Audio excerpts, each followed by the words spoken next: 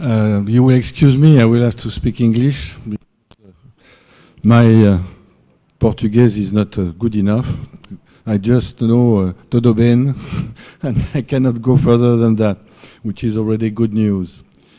I would like first to thank President Carlos Palermo and Sergio Barcelos for inviting me and taking so much care of me during this weekend. I've been very impressed by the day of racing yesterday. We saw some very good racing. The weather was fantastic, and it was a very, very good day of racing. I would like to start by giving you some figures of the global activity of South America when we compare it to the rest of the world. Well, South America is clearly a great racing and breeding continent, and it represents 18%, 18% of the global foal production around the world. If you look at the number of races organized, it represents 15%, 15% of the total racing organized around the world. When you go to prize money, it represents 5% of the global prize money. And when you look at the betting figure, it represents less than 1% of the global amount of betting around the world. Which means that from 82 billion euros turnover in betting around the world, South America represents less than 800 million euros. If we look at the three principal countries of South America, as far as the number of foals is concerned, there is about 2,900 foals in Brazil, and it's number 2. Argentina being number 1 with more than 8,000, nearly 9,000 foals, and Chile being third with less than 2,000 foals, 1,700. So Brazil number 2 for the foals. As far as the number of racers, Brazil is number 3. Argentina is number 1 also with 5,800 racers. Chile is number 2, 4,800, and Brazil is number 3 with 4,600. If you look at the prize money, Argentina is far above the other country with nearly 60 million euros, while you have Brazil as the second with 22, and Chile a little under 22. And the average is twice more, the average prize money per race is twice more in Argentina than it is in Brazil. And if you look at the betting, so the betting, the number 1 is Chile with in 2012 218 million euros. Argentina was second with 2 or 3 million euros, and Brazil only 166 million euros. So we are talking about, if you look at the ranking of the strengths of the economy around the world, Brazil is the number 6 economy around the world. United States is first, China is second, Japan is third, Germany is fourth, France is fifth, and then comes Brazil. And the 6th economy in the world is producing a turnover of 166 million euros only, which is less than half of Morocco or Norway, which clearly show that there is a problem somewhere, that it's not at all the level you should have for the betting in Brazil. If we look at the global organization, the first things that surprise you is that you do not have a central pool. In France, we have 255 different clubs. A lot of them are very small clubs who have only trotting races in the country. But from these 255, 55 of them are organizing national betting on their races, and all are in a common pool since 1930, because we created the PMU, our tote betting organization, in 1930, where everything was centralized. And progressively, all the race courses were integrated when we started to computerize the system. Now you can bet in the shops. We have about 10,000 shops in the country, but you can bet on your iPads, on the telephones. And when you know that Brazil, there is more than 200 million phones, portable phones in Brazil, there is more than 75 million internet users. I think you clearly, if you can provide a central pool organized by all of you together, I'm quite sure that you should very quickly double your turnover, if not more, because it's not the level clearly it should be. Well, it's clear that you have to clearly address the modern wish of the people, which is to have easy access to the betting. Well, I saw the system yesterday and I looked at it in detail, the system which is applied in Rio. I saw some very strong points, I saw some lower points.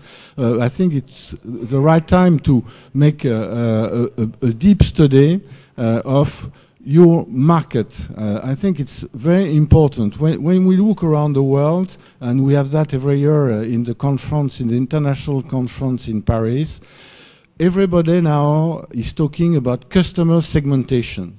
I think there is no way you can just sell your product without having a detailed knowledge of your customers' segmentation. What type of people you have, what type you don't have, and you should try to bring to your product, especially when it's an historical product, like it is the case in Brazil and in all the countries in South America. So I think it is very important. Clearly the racing channel is a key issue. You need one strong racing channel. I've been yesterday visiting the turf betting shop at the track. No, it was on Saturday evening with all these races coming from North America. I must say I was not very impressed by the product that was delivered to the customer. I think you need to select the best meetings to offer a much stronger product with a better quality on television. I remember I started more than 10 years ago, I started the first simulcasting with the Breeders' Cup. And we were receiving the signal that was, in fact, the simulcasting American signal, where you have two cameras. The first year, we had a turnover of $300,000 on the Breeders' Cup. We were the first country in the world to commingle with the Breeders' Cup. And then I've been fighting to have a better pictures, and finally I was able to have the NBC signal that was produced for national television. And now we have a turnover of $3 million when we have the races of the Breeders' Cup shown in our country, because we have been using with our channel the customer to top quality television. Now it's the people are looking on their iPads, on their telephones, so they need very good product, they need high definition, which is now coming. So clearly the racing channel and the commingle pool and the one central pool and top class television are two keys. You must not multiply. I think one race every 15 minutes in Europe is a good way of presenting it. Each country may be different, so we have to be very careful when we look at a foreign model to make the marketing study before and the segmentation study to be sure that you don't have differences. It's very clear that you need a strong marketing campaign if you want to develop your product, and that's one of the key to addressing what the customers want. You have to find partnership to develop international racing. We have been taking the transmission of races from several countries, from South America, from Uruguay, from Chile, from Argentina, and on an average day we were able to have 1 million euros average betting on our foreign simulcasting with South America. So there is no reason for not being able to achieve it with Brazil. And so I think these are very important things. The top quality betting system centralized, because the biggest the pool is, the biggest and the best the deal is for the big punters. The big punters, they want a big pool. Here they have to look at the two odds, which are not the same. They're trying to place on one, then the odds may change. I think the bigger is the pool, and we are trying to extend now simulcasting and pools internationally. Hong Kong will be able to commingle starting with their new racing season in September. Most of the big countries in the world are progressively migrating to international pools because when you will have Japan will be the most difficult. Well, Japan is a pool of 26 billion euros, but we can commingle with America, we can commingle with Australia, we can commingle with a lot of countries. In Europe, we have more and more countries who are commingling with us. And I think it will be value for the international punters, because I've seen for the Breeders' Cup some cases where the odds in the French pool was odds on, and in the international pool, the French horse, when he won, paid 5.6 in a Group 1 race. It was a horse named Dawn Driver. I will always remember that. It was odds on in the French pool, and it paid 5.6 because the American punter bet on their own horses, the French are their own horses, so it's value for the punter to develop international pool. Then there is the product. The product is very important. The image of the product is very important. That's why I've been fighting, my father before me, we've been fighting against medication. We think medication is the cancer of racing. I know that you have been already taking a brave decision in prohibiting medication from all graded racers and listed racers, all black type racers. All South America is progressively moving to a no medication system with a progressive implementation. And I think it's very important that we can offer a clean product. I was looking at the race card yesterday, no, on Saturday, and there was 33 horses on Lasix within the program in Rio de Janeiro, only 3 in São Paulo.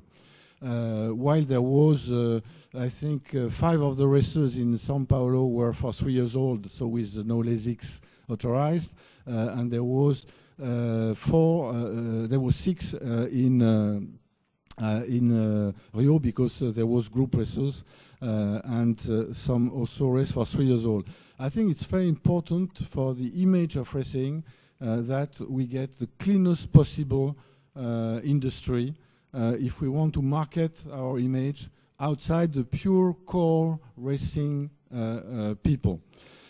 Unfortunately, the North America is going back and forth. There was a brave decision taken by the Breeders' Cup 2 years ago. They stepped back last year, but we will put the pressure on them, and I think we need your continent, we need South America. If all the world is a world without medication, I think one way or another, America will have to follow for their top class races. And if you look at the graded and black type races in America, it represents only 4% of the total number of the races, but they are the one that make the breed. And what we want is that all the races that make the breed around the world, at least, are without medication. And I must congratulate Marcel Zarur and OSAF for the work they do in achieving the standardization of no medication in South America.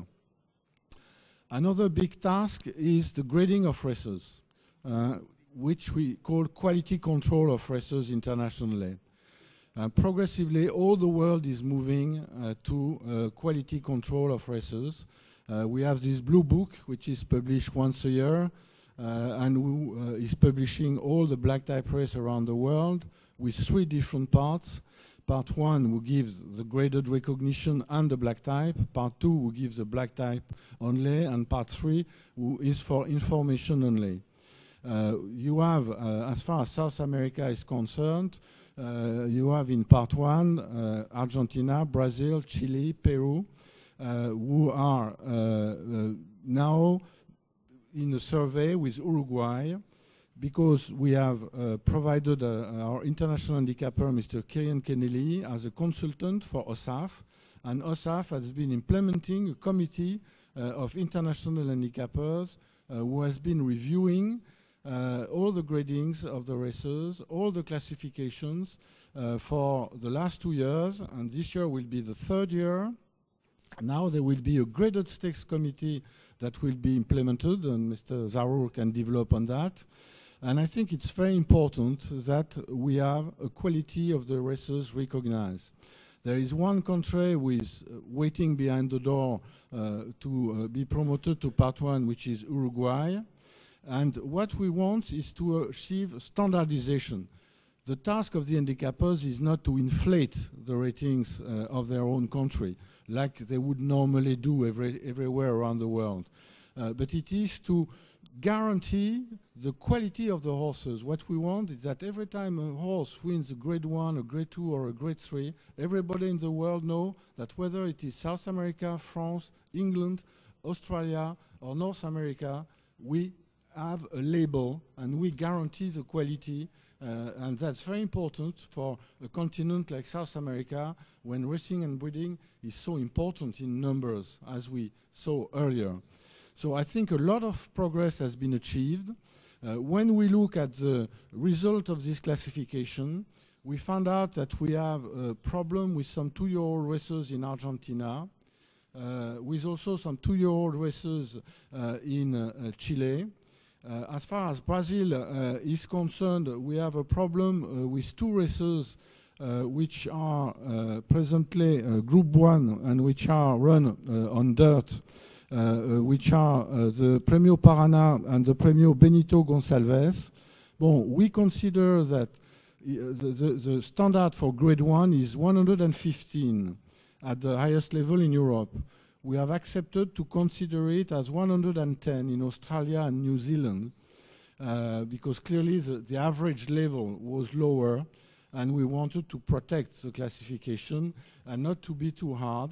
We have decided to apply the same level for South America. Then we accept all races which are within 5 pounds of this 110, but when races are within 5 or 10 pounds of the 110, then we consider that the race must be looked at in detail, surveyed by the pattern committee of OSAF, and then some proposal must be made at international level for the credibility of the system, eventually by the end to downgrade these races if they clearly show that they cannot meet the parameters. So it's not, the aim is not to sanction people. The aim is to guarantee the quality of your racing, of the level of your racing and of your industry. And I think what I've been looking at, the first results are very encouraging, and I'm convinced that in the not too distant future, when everything will be put in order, we could look at the promotion of Uruguay, who has 8 grade 1 races, who have 3 who are within 115, 110, and 5 within 110 and 105. So they clearly are on the same level, if not better than Peru. So I think it's an encouraging result, and we have to build on that, and we rely on OSAF to do the next step when the first meeting of the graded stakes committee for South America will be organized. So it's very clear that you have a very good product in South America with the quality of your races. You have to improve the distribution, the quality of the distribution of your product nationally and internationally, and you need a good marketing for the product. Very clearly, you are lucky not to have the competition of casinos, which many countries and slot machines have somewhere else. But very often, no competition means no fight, because we think things will happen normally because we do not have to fight against other products. I think it's the opposite, and I really think you have the potential to have a significant growth of your turnover in the coming years. Thank you for your attention.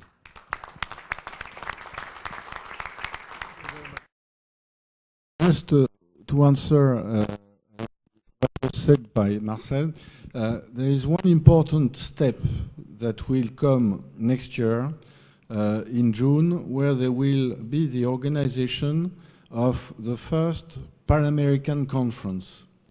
It has been agreed between OSAF and the Jockey Club from America to organize every 2 years a Pan-American conference. We are trying to structure the federation all around the world. So now we have the Asian Racing Federation, who is a very strong federation, who is going from South Africa to New Zealand, and who represents 60% of the betting turnover around the world, because there is some very strong countries like Hong Kong, Australia, Japan. We have created 2 years ago a European and Mediterranean Federation, which has a lot of small countries. Unfortunately, a lot of these countries are in financial difficulties because this economic situation in Europe is not going very well as we would like. But there was no official link between North and South America, between the two continents. There was in the old time, about 20 years ago, a Pan-American Studbook Conference, but this will be a Pan-American Racing Authorities Conference, which will be held in New York in June next year. And I think it's a very great step, and we must use that to put pressure on our American friends on the medication issue very clearly next year. E pedir a eles que quem sabe, nos dê uma visão um pouco mais clara da organização francesa e da questão da France Galop, pelo menos essa experiência que foi juntar esses interesses todos, encontrar a forma de equilibrar, entre aspas, os caminhos, né, de interesses de todas essas entidades que lá hoje participam e de que maneira eles conseguem esse sucesso de conseguir distribuir os interesses e a participação de todos para o crescimento que tem sido frequente e contínuo. So, Mr. Romanet, I'm asking you to give us a little brief impression of the big work that was done in France in the way to combine the interest of all the structures that are inside France Galop and the reality of PMU, and as a message, what should we face to go for a similar, maybe, direction? I think your organization always has a long history. So if it has been happening, it has been happening because of some special situations that we've been facing. In France, we've been lucky because my family has been in charge of racing for more than 100 years. So it helps when you are keeping it in the family. But it always the aim is to have an organization, like Sergio said, that can speak one voice. I think when you discuss with people outside racing, whether it's press, television, government, national, local government, you must speak one voice. Every time you will be divided, you will find a situation where people will use your division. So it's very clear that as far as the betting is concerned, the common pool is fundamental. I think it has to be a prime aim. Then you need the proper structures to control it, because PMU is a groupment of economic interest of the 55 racing associations who have PMU meetings distributed through the shops and the channel. Now the system is also for the computer is the same system, and the 200 racing associations who do not have national betting are still are also incorporated in the national system.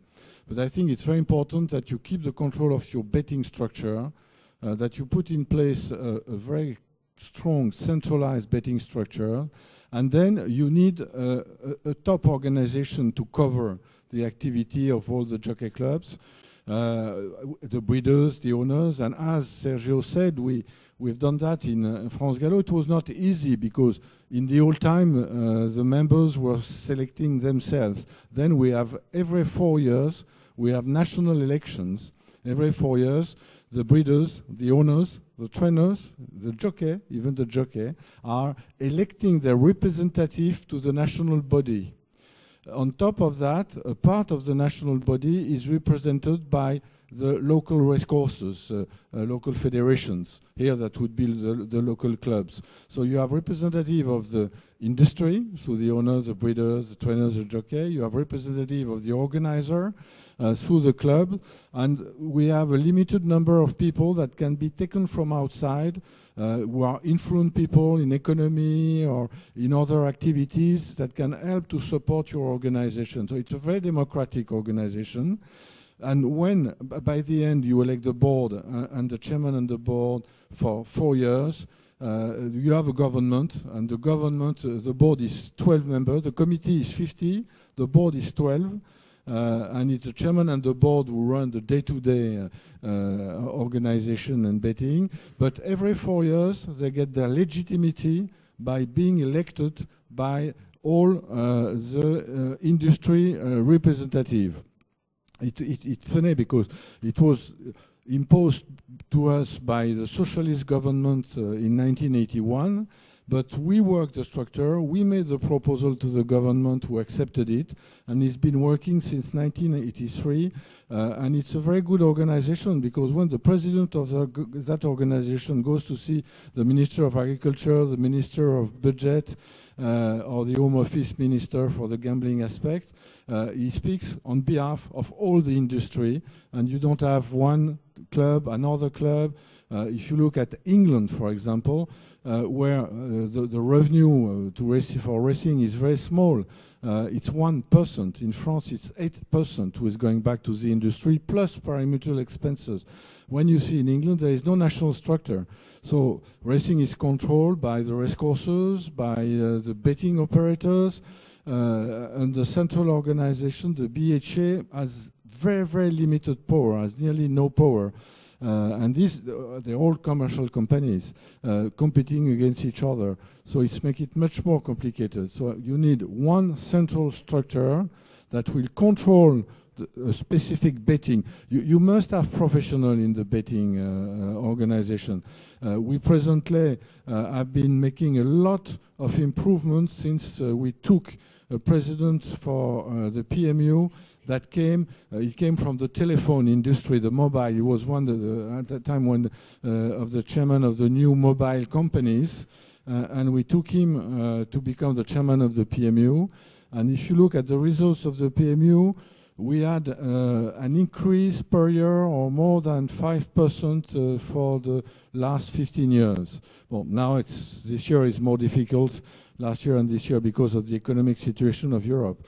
But it's clear that you need people from outside racing that know the technology and that will bring you the expertise that you need. So you have to build your organization. I think with 16 clubs, it should not be that difficult if we've been able to succeed with 55 principal racecourses in France and 255 local racecourses when you have all of them together. But I think there is really one situation, it's speak one voice, because there is no way you can accept that the country who is having the biggest turnover is only the 22nd country for betting in the world.